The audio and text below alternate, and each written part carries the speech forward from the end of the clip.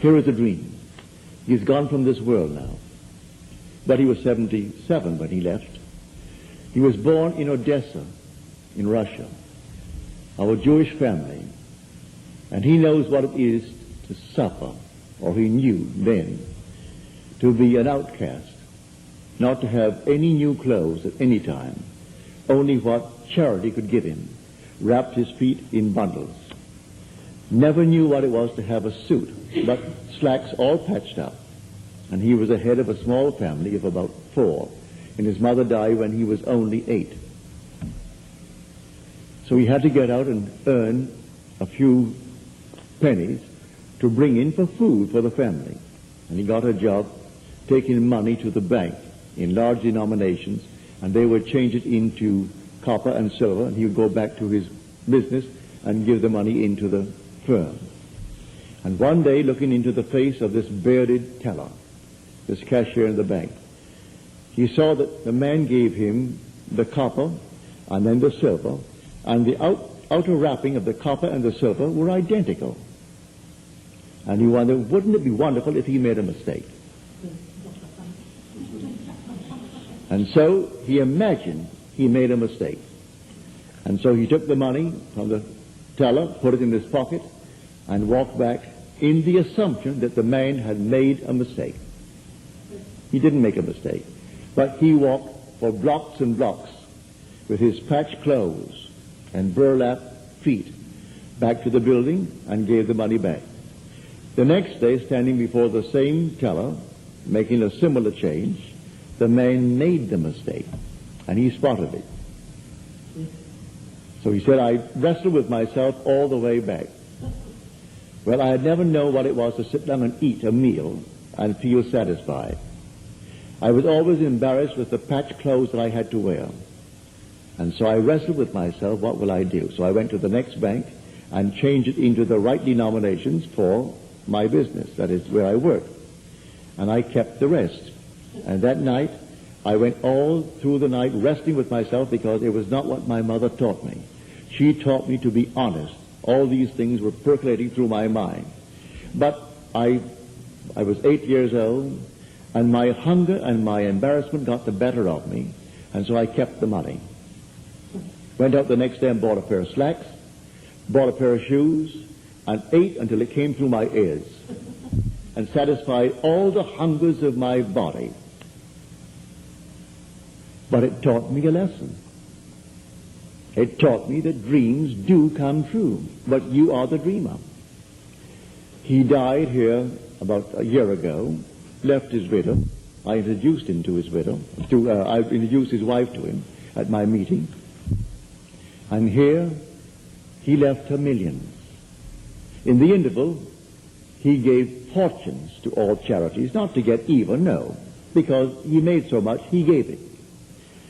And when I've told this story publicly in the past, they've always said to me, was that a nice thing to do? Did he ever give it back to the bank? I said, by the time that he could give it back to the bank, he would have given it back to Stalin, because Stalin took it all. Because there was no Stalin when he did it. And then by the time that he had enough money to send it back to Russia, who would he have given it to? Stalin.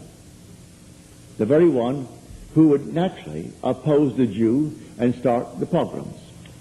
No, he didn't send one penny back. He learned the lesson.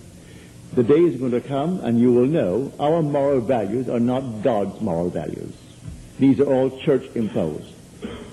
Has nothing to do with religion, as it's taught in the Bible. Every crime possible for man to experience is expressed in the Bible openly. It's all there. You don't have to do it. It's entirely up to you. But you're learning a principle. And you may learn it through something like that. And he learned it, and I know from my own experience with him. I've said many a time, speaking of a mutual friend, he needs some help, Joseph. And at the moment, I can't give it to him. Would you give him some money? Joseph always gave it to him. Never charged him one nickel interest. If he wanted to pay it back, perfectly all right. But he couldn't pay it back with interest. It was always an interest-free loan, if you looked upon it as a loan. And I've said it time and time to Joseph. so-and-so needs help. I think $1,000 will be in order at the moment. Joseph always gave him the $1,000. And many a time they paid it back. And some tried to pay it back with 6% interest. He always sent the 6% back. He said, I am not a banker, I'm a friend. Neville told me to give it to you, and I gave it because he told me to give it to you. But I am not here to bank. Now Joseph is gone from this world. But he left his wife this fortune. And she didn't have a nickel. But she too had the dream. And so she met the man who had the dream. And together they made this fortune. Of course, he made it before he met her. And left a lovely son, and they named him Neville. So now his name is Neville Mark. I saw him in vision. And she thought her baby would come the end of December. And I met him. And he called me father. I said, if I'm your father, this is the month of September. I said, if I'm your father, what's your name? He said, my name is Neville Mark. I said, when are you going to come into the world? Now this is September. He said, I'm coming on the 10th day of November. I said, you're coming on the 10th of November? He said, yes. So next morning I told my wife, you're going to have a baby on the 10th of November. Well, she isn't pregnant. And she's long beyond the age where she could be pregnant, she could have a child. So she left. She said, no, you get everything you want, but this is one time you aren't going to get it.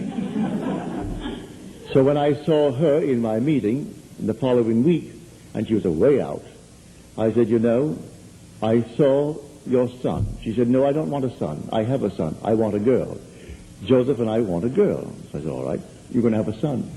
And his name is Neville, and his next name is Mark, Neville Mark.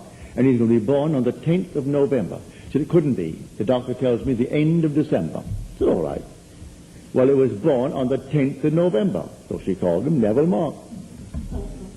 And so when he didn't behave well, I said, your name is Mark. And you behave well, it's Neville.